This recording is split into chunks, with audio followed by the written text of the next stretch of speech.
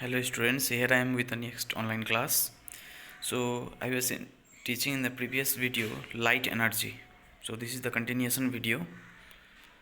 In light energy we have come across a refraction of light. How a light changes its direction when it travels from one transparent medium to another transparent medium. Therefore, the bending of light when it travels from one transparent medium to another transparent medium is called refraction of light. So apart from refraction of light, we have discussed few terms related to refraction also, laws of refraction, refractive index in my previous video. So this was the refraction of light when light falls on any optical interface. Here in the diagram you can see that is EF is the interface that is separating air and glass. Now when light falls on the interface EF at the point O, it bends towards the normal. You see this bending is towards the normal, right? Now if we consider a light is moving from glass to air, then it will move away from the normal. That means in that case angle of R will be greater than angle of I. Okay, so there are three rules based upon which refraction is based on. Like when ray of light travels obliquely from rarer medium to denser medium, it bends towards the normal. If I consider this is the normal and light is moving from rarer to denser, then it will move towards the normal.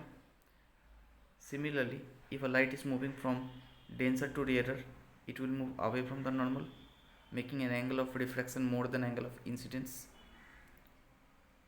Okay, if any light is falling perpendicularly, that is straight on the interface, where angle of I and angle of R will be 0, hence there is no refraction of light. So here you can see that from the diagram that when angle of incidence is greater than angle of refraction, this indicates the light is traveling from air to glass. But when angle of incidence is less than the angle of refraction, this indicates that light is moving from denser to rarer. That is, denser means here glass and rarer means here air. And if any line is going straight without any deviation, therefore angle of incidence and angle of refraction is 0, or we can say that the light is traveling in the same medium. That is why there is no refraction. Principle of reversibility also we have seen. Like if any ray of light is traveling from A to O, if I consider this to be A and this to be O and this to be B, okay, when light is moving from air to water, then it is traveling through the path A to O and O to B. Okay, but the principle of reversibility says that if the path of the light from air to glass is from A, that is from A to O to B, then the path from the denser to rarer, that means from water to air, it has to be B to O and O to A. That means it will follow the same path when it will pass from denser to rarer. Okay, so this was principle of reversibility. Laws of refraction. So we have seen there are two laws of reflection. First law states that incident ray normal to the point of incidence and refracted ray all lie in the same plane. And second law states that the ratio of sine of angle of incidence to the sine of angle of refraction is constant. This constant is refractive index, that is n is denoted by refractive index, which is given by sine I by sine R, where sine means sinusoidal of incident angle and sinusoidal of refraction or refractive angle. Generally we write in a short form only, that is n equals to sin I by sin r. This is also known as Snell's law. The ratio of speed of light in air or vacuum to the speed of light in another medium is termed as refractive index.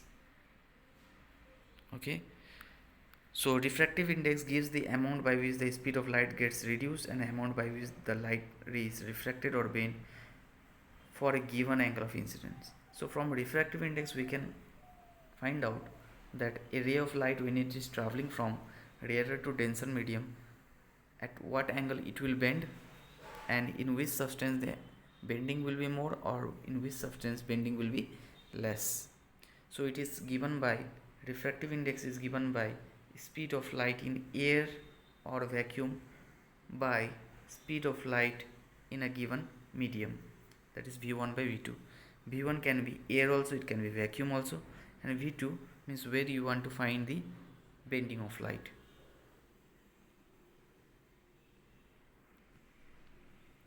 So it is a dimensionless quantity, it has no unit. So today's new topic will be mirage, which is an optical illusion. So before going to the topic, you see, when we are driving on a road, we see a few 100 meters ahead the road is wet, but actually when we reach at that particular point we find that road is crystal clear, it is dry. But why it seems to us that it is wet? This reason is due to mirage. A mirage is formed in a sunny day when sun rays falls on the surface of the ground. The surface gets heated, due to which the air above the ground also gets heated, and due to heating this air becomes lighter and less denser, and they gets evaporated in upward direction, which is creating different layers of air above the surface. Near to be as less denser, then the density increases as we go up.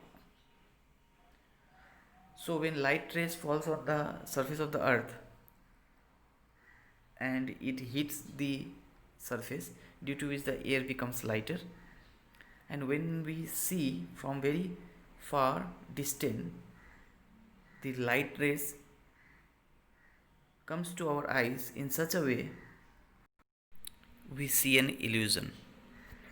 You can see in this paragraph the light rays from the sun travel through the air in a straight line, but when they reach relatively warmer layers, their speed increases slightly and they change their path, getting refracted to reach the observer, that is to our eyes.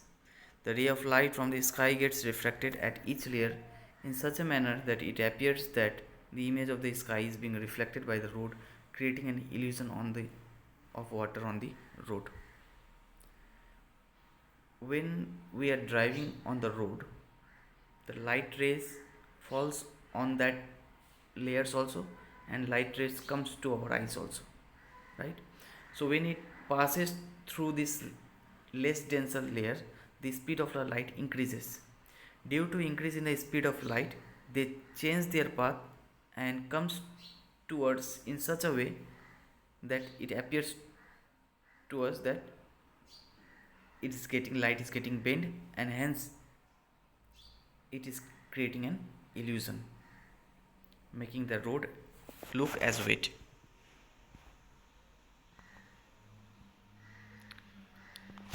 So you see, a man is standing here, how the density is getting changed.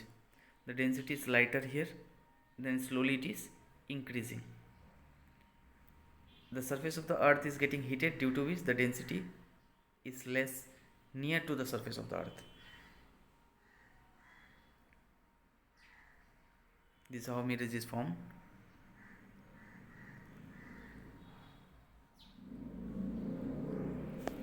Diffraction through a glass slab.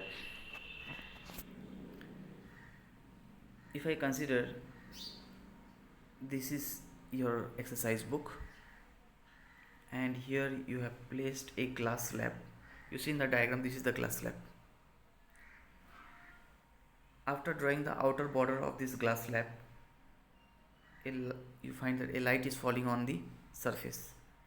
This is the normal and this is the incident ray. When incident ray falls on interface, now light is moving from air to glass, right? So when it is moving from air to glass, it will move towards the normal. Again, here at the point of incident, the normal is drawn and light is bent away. Okay, this is called refraction through a glass slab. Now when you produce this incident ray parallelly, you will find that this produced incident ray and this is called emergent ray, they are parallel to each other, and the distance between incident ray and emergent ray is called lateral displacement. Okay, so let's see in the diagram, it will be much more clear. You see here, this is the glass slab. If you see in the diagram nicely, a glass slab is placed like this. This is the glass slab. When light is falling at point B, AB, N dash and N is the normal. B here, BO is the bending. This is the refracted ray. And when it moves from glass to air, this is called emergent ray, that is OD, right? And when AB is produced, you see it is parallel to the emergent ray. These two lines are parallel. So the distance, the equidistance between emergent ray and incident ray is called lateral displacement, right? So this was refraction through a glass slab. When light falls from air to glass, it has seen that it will move towards the normal. Now here light is moving from glass to air again, so it will move away from the normal. This is called incident ray, this is called a refracted ray, and this one is emergent ray. We can place a name also. If I consider this one A, this one B, this one C, and this one D, right? So AB is the incident ray, BC is the refracted ray, and CD is the emergent ray. Now if you produce this AB, that means incident ray and emergent ray both are parallel to each other. The distance between emergent ray and parallel ray is called lateral displacement.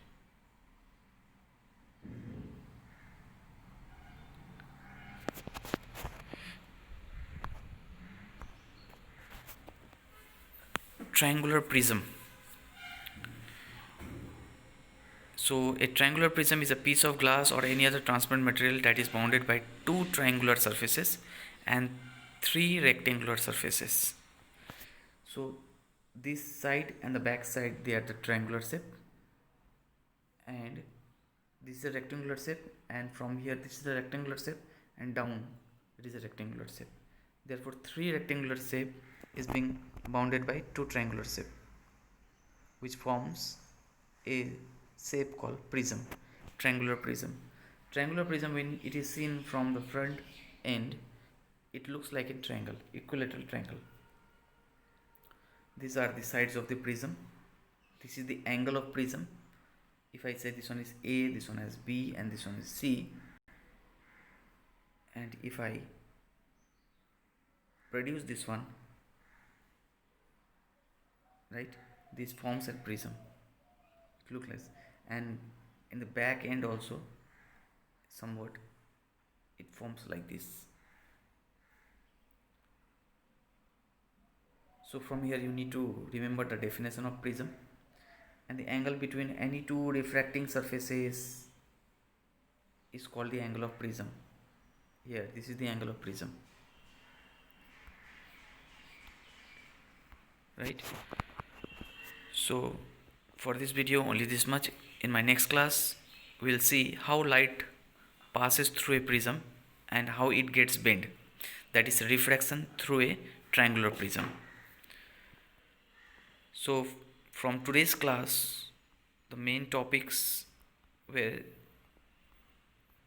refraction, which I already have taught before in my previous video.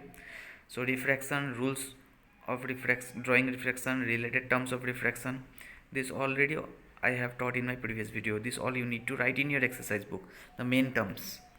And today the mirage, how mirage is formed and what is a mirage.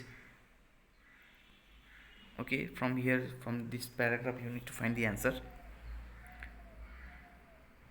and you can draw this diagram of a mirage, how mirage is formed. While explaining you will draw this diagram. Glass slab, what is the refraction through a glass slab? This diagram is important, you need to draw in your exercise book. And what is triangular prism and what is angle of prism. So see you in my next video. Till then, thank you.